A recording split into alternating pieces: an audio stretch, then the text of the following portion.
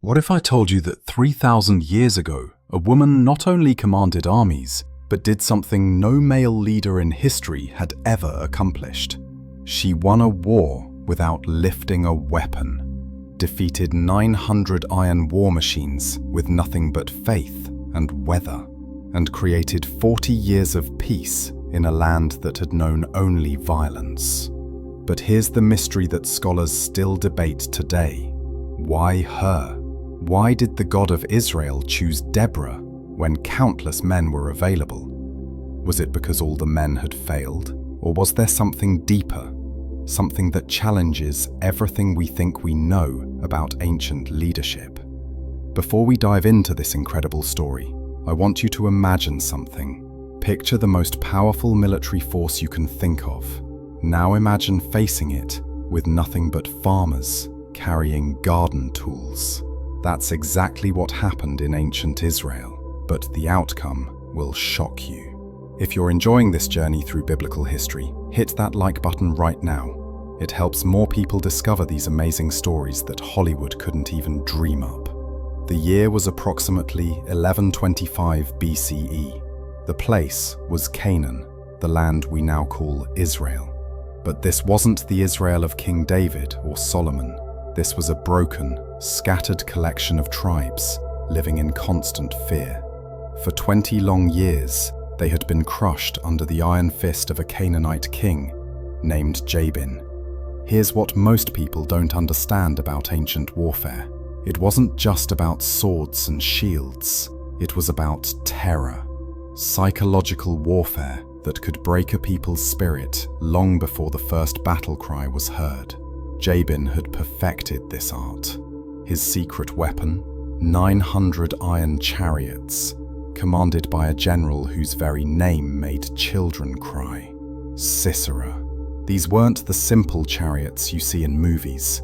Picture massive wooden platforms on wheels, pulled by powerful war horses, with razor-sharp blades jutting from the axles like medieval lawnmowers of death. When these chariots thundered across the plains in formation, the ground shook for miles. The sound alone was enough to send entire villages fleeing to the hills. And Sisera knew how to use this fear. He didn't just defeat armies, he crushed a woman named Deborah. Her name meant bee in Hebrew. Like her namesake, she would prove to have both honey and sting. Sweet wisdom for those who sought justice, but a painful surprise for those who oppressed the innocent. What made Deborah extraordinary wasn't just that she was a female leader in a male-dominated world. It was that she held two incredibly rare positions simultaneously. She was both a judge and a prophetess. In modern terms, imagine someone being both a Supreme Court justice and a presidential advisor who claimed direct communication with God. People traveled for days just to sit under her palm tree and hear her settle their disputes. Land disputes, marriage conflicts, business disagreements. Deborah's wisdom became legendary. But more than that, her words carried the weight of prophecy. When she spoke about the future, things happened exactly as she predicted. This is where the story gets controversial, and I want you to think about this.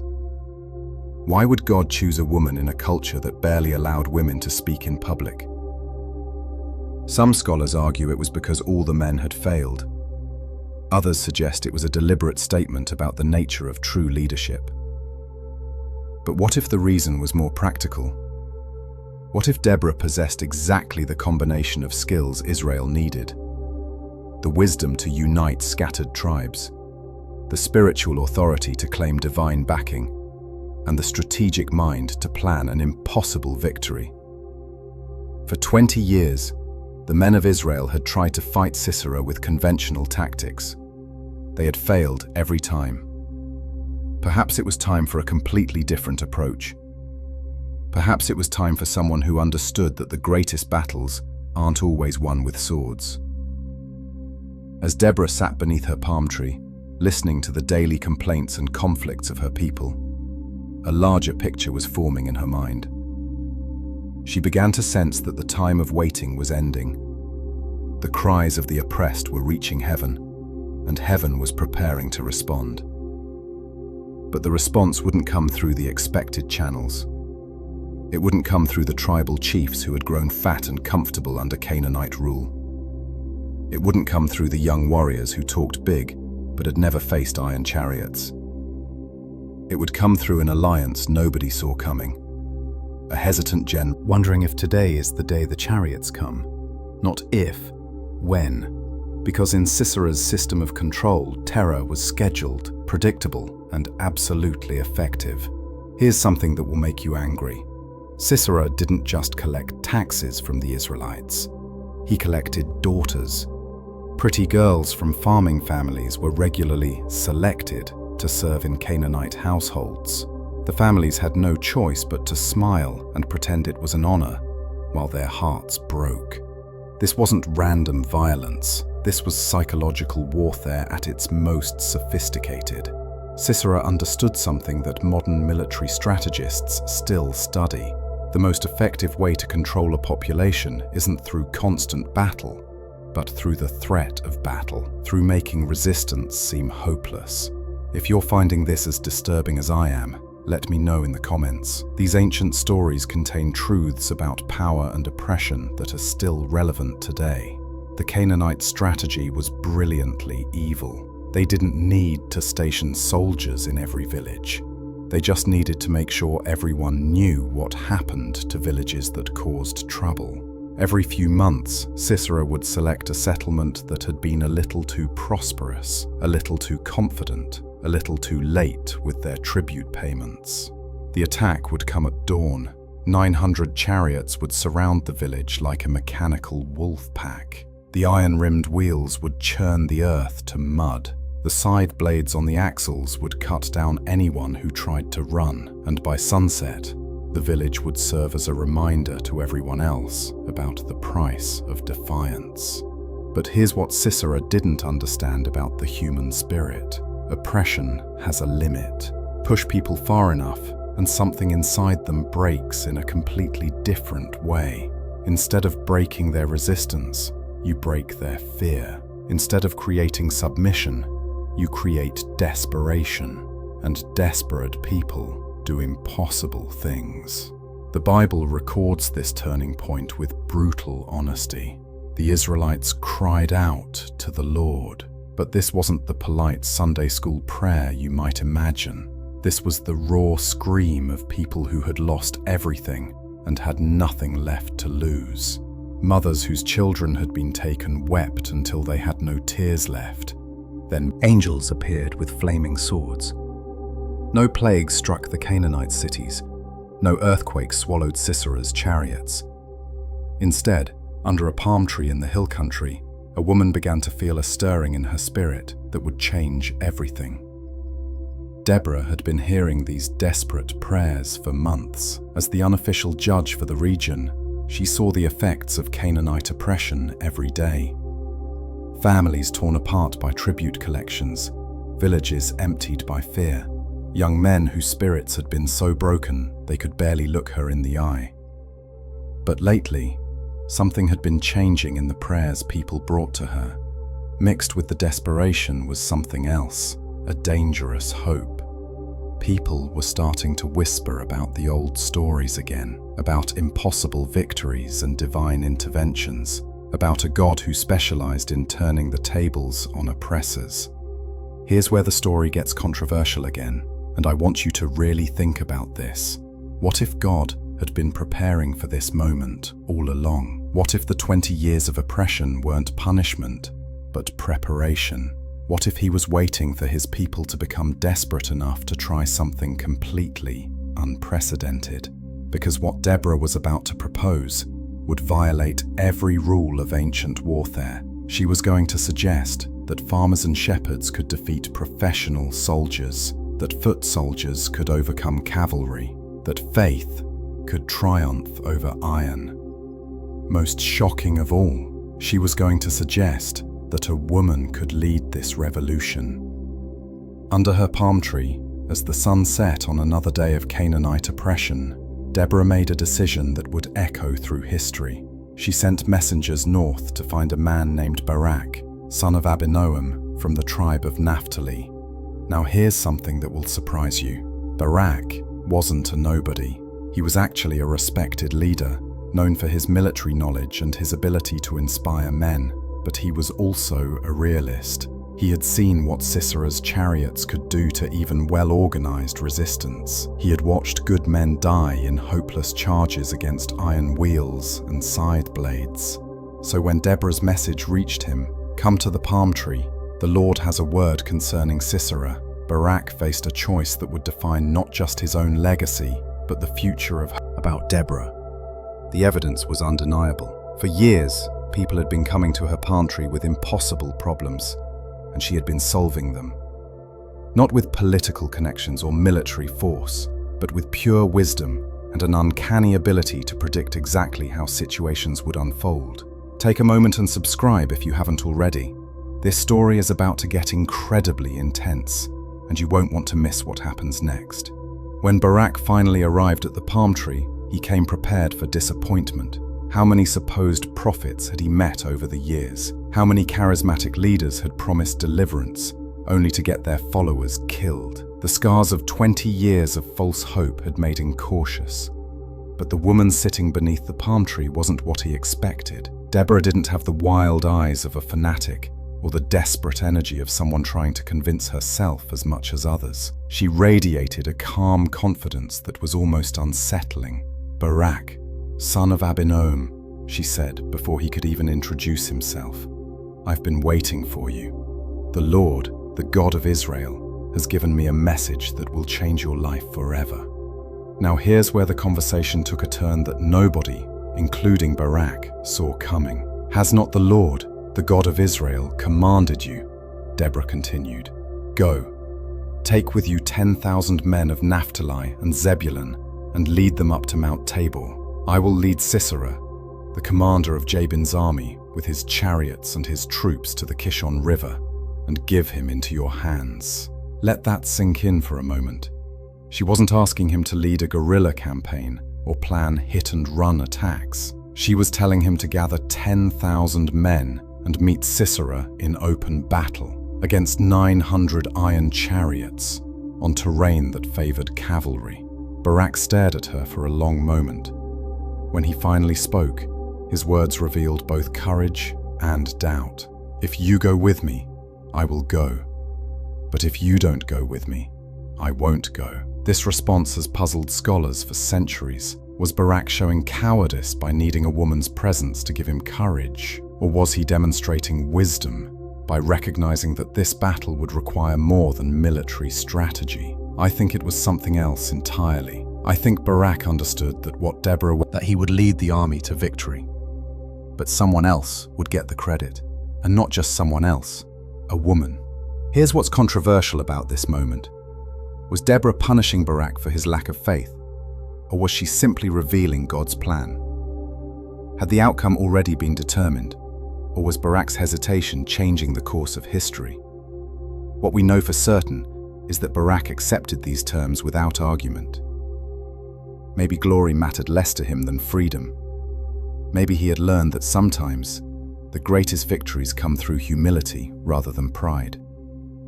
As they planned the campaign together, something remarkable happened. The hesitant general and the prophetic judge began to work as a perfect team. Barak provided the military expertise, knowledge of terrain, understanding of troop movements, practical logistics of moving 10,000 men. Deborah provided the strategic vision, not just how to fight, but when and where and why. But here's the part that gives me chills. As they planned, Deborah began to receive more specific revelations about how the battle would unfold. She told Barak about the role weather would play.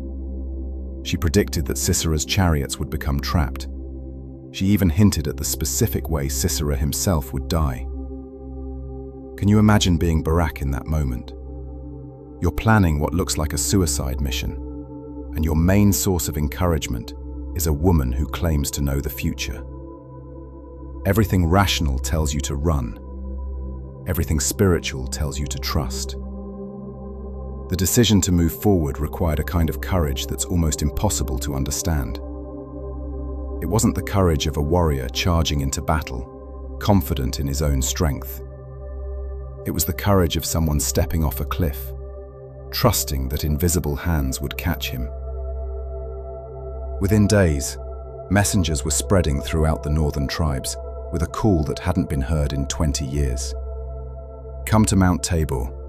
The prophetess Deborah has spoken. God will break Sisera's power. Bring what weapons you have. Come ready to fight. But here's what's really amazing. People came. Farmers left their fields. Shepherds left their flocks. Craftsmen left their workshops. Not because they understood the strategy, but because they trusted the woman who had been faithfully judging. Underestimating him is always a fatal mistake. Have you ever wondered what it feels like to join a revolution when you know you're probably going to die? That's exactly what 10,000 Israelite men were facing as they climbed the slopes of Mount Tabor, with nothing but farm tools and desperate hope. But here's what's fascinating. They came anyway. Why? What could possibly motivate farmers and shepherds to march towards certain death against the most feared military force in Canaan? The answer reveals something profound about human nature that psychologists are still studying today. When people have been pushed beyond their limit, when they've lost everything that makes life worth living, they don't become more careful. They become more dangerous. Hit that like button if you've ever felt like you had nothing left to lose. This story is about what happens when ordinary people reach that point. Mount Tabor was the perfect choice for their gathering place. Rising over 1,800 feet above the surrounding valley, it offered protection from Sisera's chariots while providing a clear view of the entire region. But more than tactical advantages, it offered something even more important: hope. For the first time in 20 years, Israelites were moving toward their enemies instead of away from them. For the first time in a generation, men were carrying weapons instead of hiding them. The psychological impact was enormous. But let's be honest about what this army actually looked like. These weren't professional soldiers. Most had never fought in a real battle. Their weapons were farming implements, hastily sharpened into spears, kitchen knives tied to sticks, tools that had been hidden in grain sacks for decades. When Barak looked out over his assembled forces, he must have felt the weight of responsibility crushing his chest. 10,000 lives in his hands. 10,000 families depending on his leadership. 10,000 men who trusted him enough to follow him into what looked like certain death. Yet something remarkable was happening as the men gathered. Stories began to circulate through the camp. Stories that had been whispered in secret for 20 years. Tales of the great victories their ancestors had won against impossible odds. Remember when Joshua brought down the walls of Jericho? Prepare. Others claimed they couldn't leave their territories undefended. A few tried to negotiate with Sisera instead, hoping to cut private deals for better treatment. This division reveals something troubling about human nature. Even when faced with a clear choice between freedom and slavery, people often choose the familiar misery over the uncertain hope. Better the devil you know than the devil you don't. Deborah watched these responses with a mixture of disappointment and understanding. She had always known that not everyone would have the courage to risk everything for freedom. But she also knew that God's plans didn't require universal participation, just faithful participation. As the army took shape on Mount Tabor, Sisera was receiving intelligence reports from his spies throughout the region. The news amused him at first. 10,000 farmers with garden tools. This won't even be a proper battle, it'll be a massacre. But as more details arrived, his amusement turned to irritation, then to cold anger. The rebellion was larger and better organized than previous attempts. More concerning, it was being led by that woman Deborah, whose influence had been growing for years. Here's something that will surprise you. Sisera actually considered ignoring the gathering entirely. Why waste time and resources crushing such an obviously doomed rebellion? Why not just let them sit on their mountain until hunger and cold forced them to disperse? But pride made that impossible. For 20 years, Sisera's reputation had been built on swift, brutal responses to any hint of defiance. If he let this rebellion go unpunished, other subject peoples might get ideas. Better to make an example that would prevent future uprisings. So he began preparing the full might of Canaan for war. 900 iron chariots were inspected and repaired. Horses were conditioned for battle. Professional soldiers sharpened their weapons and checked their armor. This wouldn't just be a military operation. It would be a statement about the futility of resistance. What Sisera didn't know was that his decision to respond in overwhelming force was exactly what Deborah had been hoping for. She had studied this general for years, watching his patterns, understanding his psychology. She knew his pride would never allow him to ignore such a public challenge. More importantly, she knew something else: families they might never see again. All of them wondered if tomorrow would bring miraculous victory or glorious death. What none of them could have imagined was that the battle would be decided not by courage or strategy, but by something far more powerful and unpredictable: the weather itself. Here's something that will keep you awake at night. What if the most important battles in history weren't decided by human strategy, but by forces completely beyond human control? What if generals throughout time have been taking credit for victories that were actually won by weather, timing, and pure cosmic coincidence? The morning of the battle dawned with an eerie stillness that experienced soldiers recognized as dangerous. The air felt heavy, charged with electricity that made horses nervous and men jumpy. Dark clouds gathered on the horizon, but neither side paid much attention. After all, spring storms were common in this region. But Deborah was paying attention.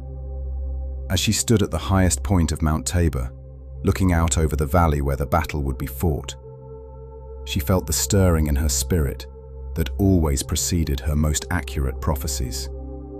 "The Lord will fight for Israel today," she told Barak, but not in the way anyone expects.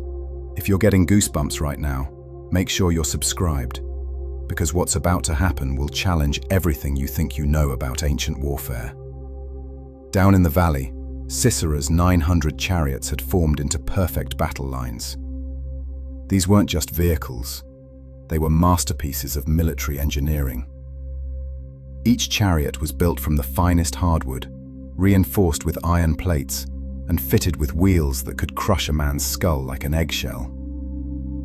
The horses pulling them weren't ordinary farm animals, but specially bred war beasts, trained to charge straight into enemy lines without flinching. Their hooves were shod with iron, their nostrils flared with anticipation. They had been fed extra rations for days to build their strength for this battle. Each chariot carried a driver and a warrior armed with the latest weapons technology. Bronze-tipped spears that could punch through leather armor, composite bows that could accurately hit targets at 300 yards, curved swords designed specifically for fighting. Being terrified by the display of Canaanite power, the Israelite army was actually growing more confident. Why?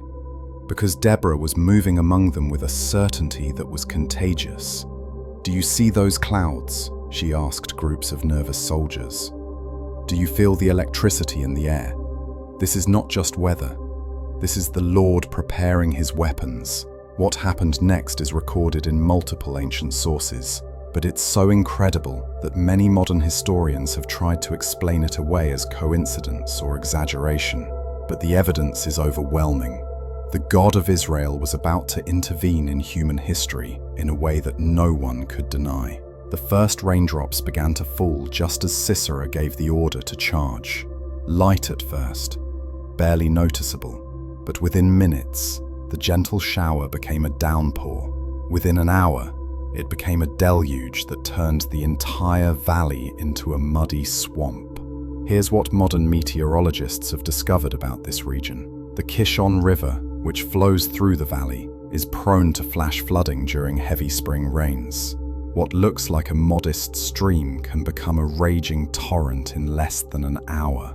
The clay soil of the valley, when soaked, becomes like quicksand, soft enough to trap heavy objects, but thick enough to bog down anything trying to move through it. Sisera's chariots, designed to be unstoppable on firm ground, became death traps in the mud.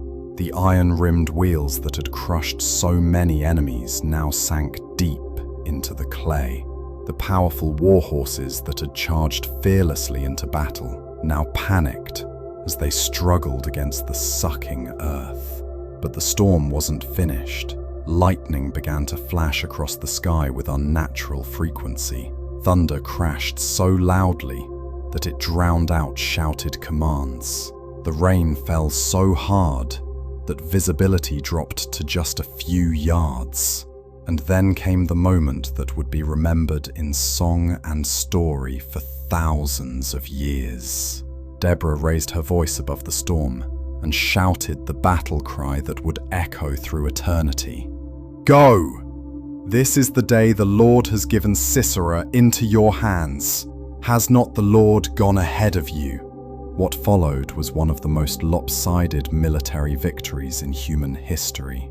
The mighty Canaanite war machine, which had... What happened to some of Sisera's elite chariot warriors when they realized their unstoppable war machines had become metal coffins, sinking into the mud of the Kishon Valley? For 20 years, these men had been the masters of the battlefield. They had ridden their iron chariots like gods of war, watching enemy armies scatter before their approach. They had never known defeat, never experienced fear, never imagined that their technological superiority could be neutralized by something as simple as weather. Now, they were learning a lesson that military strategists still study today. Overconfidence is the most dangerous weapon your enemy can use against you. Leave a comment below and tell me about a time when someone's arrogance came back to bite them, because that's exactly what we're about to witness on an epic scale. The transformation of the battlefield was so rapid, it seemed supernatural. What had been firm ground at dawn became a swampy nightmare by mid-morning. The Kishon River, normally a gentle stream that children could wade across, became a raging brown torrent that swept away everything in its path. But here's what makes this story even more incredible. Modern archaeologists have actually found evidence of this battle. In the 1960s, excavations in the Kishon Valley uncovered layers of iron artifacts buried deep in ancient flood deposits. Chariot wheels, weapons, armor pieces, all preserved in mud that hardened into clay over millennia. The scientific evidence confirms what the Bible recorded. This wasn't just a military defeat. It was a natural disaster that happened at exactly the right moment to save Israel. As Sisera watched his invincible army disintegrating before his eyes, he faced a choice that would define his legacy forever. He could stay with his trapped chariot and die with honor alongside his men. Or he could abandon everything he had built and run for his life like a common coward. Pride and survival instinct warred in his heart. For a moment, he hesitated. Then another lightning strike illuminated the advancing Israelite forces, and survival won. Throwing off his distinctive armor, Sisera leaped from his chariot and began to run. But running through the muddy battlefield was like trying to escape through quicksand. Every step entirely, and were fleeing on foot through the rain. But the Israelites weren't showing mercy. These farmers and shepherds, who had spent decades hiding from these same chariots, now swarmed over them like angry bees. 20 years of oppression, 20 years of fear, 20 years of watching their daughters taken and their sons beaten. All of it poured out in a fury that was both terrible and understandable. Here's something that might disturb you. The Bible doesn't try to sanitize what happened next. This wasn't a clean, heroic victory. This was revenge, pure and simple. and God didn't seem to disapprove. In fact, the storm continued to rage, as if heaven itself was supporting the slaughter. The professional Canaanite soldiers, who had seemed so confident that morning, now begged for mercy from the very people they had terrorized. Some tried to surrender. Others attempted to buy their lives with promises of gold and information, but the Israelites weren't in a negotiating mood. "Remember my daughter Sarah," one farmer shouted as he brought his axe down on a trapped chariot driver. "Remember how you laughed when you took her." "This is for my son David," cried another, driving his spear through a warrior's chest. "This is for 20 years of fear." The battle became a rout, then a massacre, then something approaching divine judgment. By afternoon, the valley floor was littered with the remains of what had been the most feared military force in the region. But amidst all this carnage, one man had escaped. Sisera, stripped of his armor and his dignity, was stumbling through the countryside seeking shelter. He was about to discover that sometimes the most dangerous enemies are the ones you never see coming. The irony is almost poetic. The general who had built his career on surprise attacks and psychological warfare was about to become the victim of both. The man who had specialized in making people feel safe before destroying them was about to learn how that strategy felt from the other side. As evening approached and the storm finally began to subside, Barak surveyed the battlefield with a mixture of triumph and amazement. They had won. Against all odds, against military logic, against the most advanced weapons technology of their time, they had actually won. So shocking, so perfectly executed, and so divinely timed that it became the subject of victory songs for thousands of years. You might think I'm exaggerating, but the story you're about to hear is so intense, so viscerally disturbing, and so completely unexpected that it will change the way you think about ancient warfare forever. Sisera ran through the night like a hunted animal. Every shadow might hide an Israelite warrior. Every sound could signal his death. The man who had terrorized an entire region for 20 years was now experiencing the very fear he had inflicted on countless others. Make sure you're subscribed, because this next part is going to blow your mind, and I want you to be able to find this video again when you need to show it to someone who doesn't believe how intense biblical stories actually are. As dawn broke, Sisera found himself in Kenite territory. The Kenites were a nomadic people who had managed to stay neutral in the conflicts between Israel and Canaan. More importantly, they had a peace treaty with King Jabin. Sisera knew he would be safe here.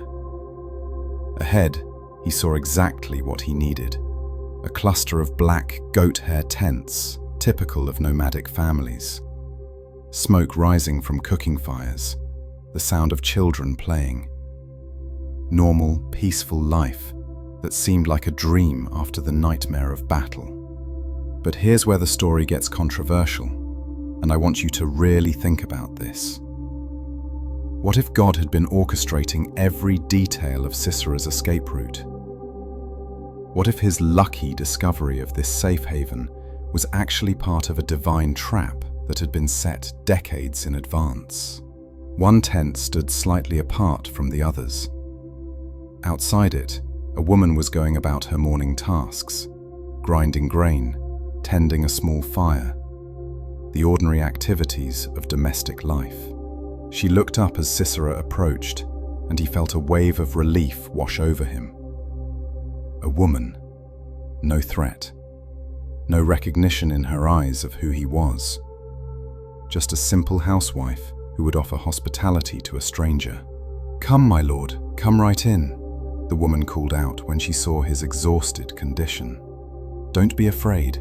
Her name was Jael, and she was about to become yourself." Then she did something that seemed completely innocent, but was actually brilliantly strategic. She covered him with a rug. To Sisera, it felt like maternal care. He was being tucked in like a child, protected and hidden. But Jael was actually immobilizing him. making it impossible for him to move quickly if he needed to. "Stand in the doorway of the tent," Sisera instructed, as his eyelids grew heavy. "If someone comes by and asks you, 'Is anyone in there?' say, 'No.'" Those were the last words he would ever speak. As Sisera drifted off to sleep, secure in his hiding place, Jael quietly picked up two items that every tent-dwelling woman would have at hand: a tent peg and a hammer. These weren't weapons, they were tools. The same tools she used every day to secure her family's shelter against wind and weather.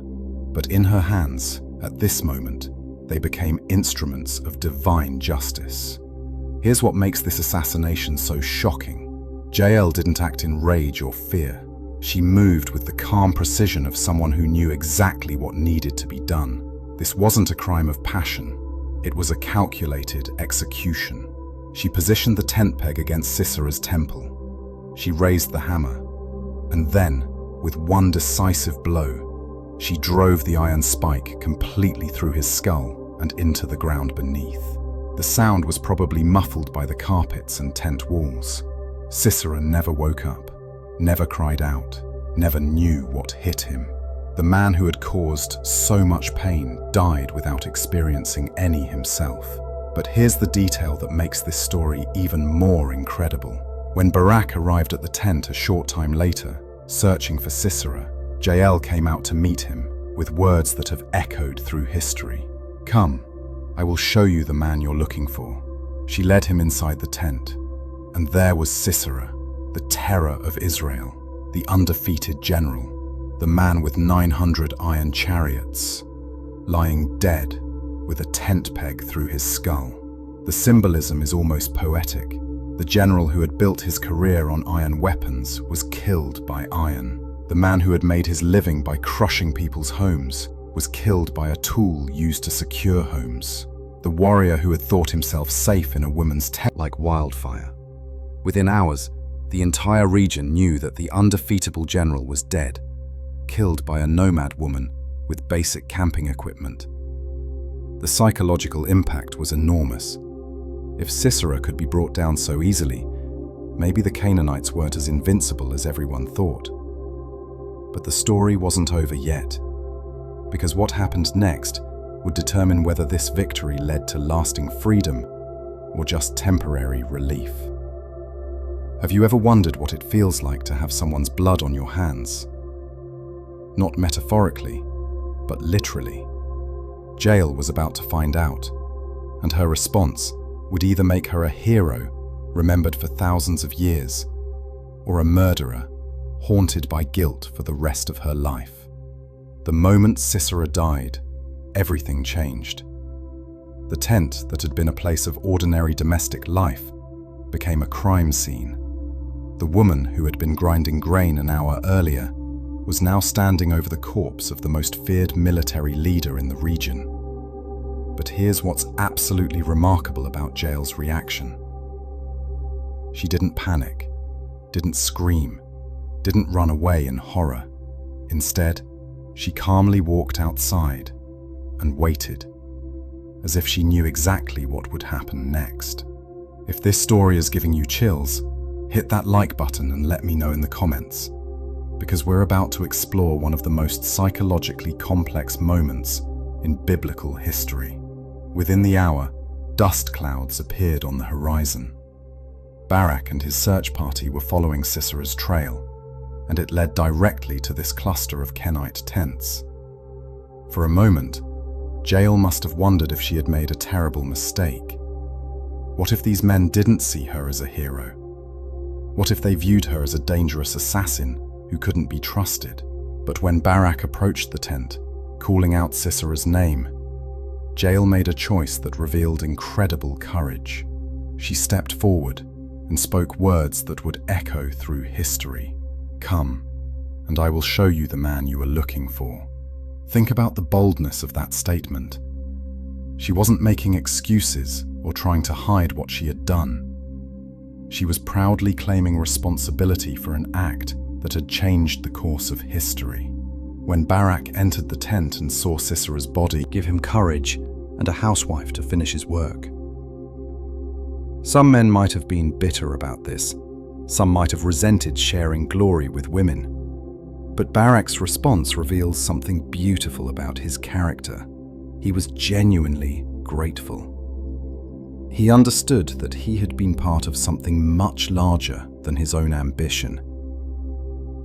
As news of Sisera's death spread, the reaction was immediate and dramatic. Canaanite outposts began evacuating. Tribute collectors fled back to their fortified cities. The entire system of oppression that had controlled the region for 20 years began to collapse like a house of cards. Why? Because the system had been built on one man's reputation for invincibility. Remove that man, and the whole structure became vulnerable. But here's something that might surprise you. Jael's actions also created a diplomatic crisis. The Kenites had a peace treaty with King Jabin. By killing Sisera, Jael had technically committed an act of war against Canaan. Her entire tribe could face retaliation. Yet there's no record of the Kenites being punished for her actions.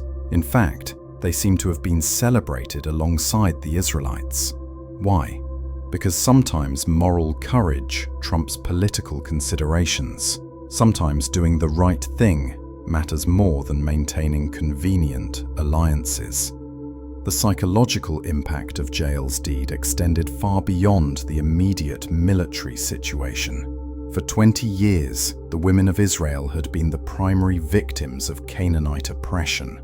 They had been taken as slaves, abused as servants, treated as property. They had been powerless, voiceless, invisible. Now, suddenly, a woman had struck the decisive blow for freedom. Not a queen or a warrior or a prophetess, but an ordinary housewife using ordinary tools. The message was unmistakable. Anyone could be an instrument of justice. Anyone could make a difference. Even the most powerless could change history. This theme of unexpected heroism would become central to Deborah's victory song. The great warriors had failed. The mighty armies had been defeated. But a prophetess, a reluctant general, and a nomad woman had saved a nation. As Barak prepared to return to Mount Tabor with news of Sisera, the tent where Sisera died would become a pilgrimage site for generations. People would come to see the place where a housewife changed history with basic camping equipment. They would touch the ground where the most feared general in Canaan had breathed his last breath. But the most lasting memorial to Jael's deed would be the song that Deborah was already composing in her mind. A victory anthem that would celebrate not just military triumph, but the triumph of justice over oppression, of courage over fear, of unexpected heroes over established powers. What if I told you that one of the oldest recorded songs in human history is actually a brutal war anthem celebrating the assassination of a military leader? And what if I told you that this song was composed by a woman who understood that sometimes the most important battles are fought with words, not weapons? Deborah's Victoria song isn't just ancient poetry. It's psychological warfare designed to make sure this victory would never be forgotten, and this enemy would never rise again. When Deborah sat down to compose what would become known as the Song of Deborah, she wasn't just creating art. She was crafting a weapon, a verbal missile designed to hit specific targets with devastating precision. Let me know in the comments if you've ever used words as weapons, because that's exactly what we're about to witness on a biblical scale. The song begins with a call to worship, but it quickly becomes something much more complex. Deborah starts by praising God for the victory, then systematically destroys the reputations of everyone who failed to help, celebrates the courage of those who fought, and turns Jael into a folk hero whose story would inspire women for thousands of years. But here's the part that gives me chills every time I read it. Deborah's description of Sisera's death. She doesn't just mention that he died. She paints a vivid, brutal picture designed to haunt the dreams of every Canaanite who heard it. At her feet he sank. He fell. Where he sank, there he fell. Dead. The repetition is intentional. The imagery is visceral. Deborah wants everyone to visualize exactly how the mighty general died. Not in glorious battle, but reminding everyone that Sisera's wealth was built on human trafficking, that his victories meant rape and slavery for innocent women. She's justifying his death by cataloguing his crimes. But the most devastating line comes at the end of this imaginary scene. "So may all your enemies perish, Lord." With those words, Deborah transforms Sisera's death from a military victory into a divine judgment. She's declaring that anyone who oppresses God's people will meet the same fate. Not eventually, not in some distant afterlife, but here and now, in the most humiliating way possible. The psychological impact of this song was immediate and lasting. It spread throughout the region faster than any messenger could travel. People who had never heard of the battle knew every word. Children sang it while playing. Women hummed it while working. Men recited it around campfires. More importantly, it terrified Israel's enemies. The song made it clear that the victory hadn't been a fluke or a lucky accident. It had been a divine intervention, and it could happen again to anyone who tried to oppress God's people. Here's what's revolutionary about Deborah's approach. She understood that military victories are temporary, unless they're reinforced by cultural victories. You can win a battle, but unless you win the narrative, your enemy will eventually regroup and strike back. By creating this song, Deborah ensured that the victory would become part of Israel's collective memory. Generations of children would grow up knowing that God could use anyone, even a woman with a tent peg, to defeat the most powerful enemies. The song also served as a recruitment tool for future conflicts. It identified the tribes that had fought bravely and shamed those that had stayed home. The next time Israel faced an enemy, tribal leaders would remember how their actions, or inactions, had been immortalized in song. But perhaps most importantly, the song established Deborah herself as more than just a temporary leader. By composing this victory anthem, she claimed her place as not just a judge and prophetess, but as a poet and historian. She was ensuring that her own story would be a temporary break from suffering. The biblical text offers one simple, profound statement. Then the land had peace for 40 years. But behind those 7 words lies one of the most remarkable periods in ancient history. Think about it. 40 years without raids, without tribute collectors, without children being stolen in the night. 40 years when farmers could plant crops knowing they would harvest them. 40 years when young people could fall in love and plan futures that might actually happen. But here's what's fascinating. Peace created problems that war never had. For 20 years, Israel's scattered tribes had been united by a common enemy. Now what would hold them together? For a generation, survival had been the only goal that mattered. Now people had time to dream, to build, to argue about things that went beyond mere existence. Deborah understood this challenge better than anyone. She had united the tribes through crisis. Now she would have to hold them together through prosperity. It would require a completely different kind of leadership. Instead of rallying people for battle, she would need to inspire them to build. Instead of emergency decision-making, she would need patient wisdom for long-term problems. Instead of commanding armies, she would need to guide a society learning how to live instead of just survive. The archaeological evidence suggests she succeeded brilliantly. During this 40-year period, Israel experienced unprecedented growth. New settlements were established, trade routes reopened, population increased, The arts flourished. It was a golden age that wouldn't be matched until the reigns of David and Solomon, centuries later. But here's the most remarkable thing about Deborah's legacy. She didn't try to hold on to power forever. When the 40 years ended and she passed from the scene, she had trained an entire generation of leaders who understood that strength came not from iron chariots or military might, but from justice, wisdom, and faith. The question that haunts me is this: could our modern world learn something from a Bronze Age woman who understood that true victory isn't just defeating your enemies, but building something better in their place? Deborah's story challenges every assumption we make about power, leadership, and what it means to be heroic. She proved that sometimes the most unlikely person is exactly the right person. That sometimes you have to know where to look for it.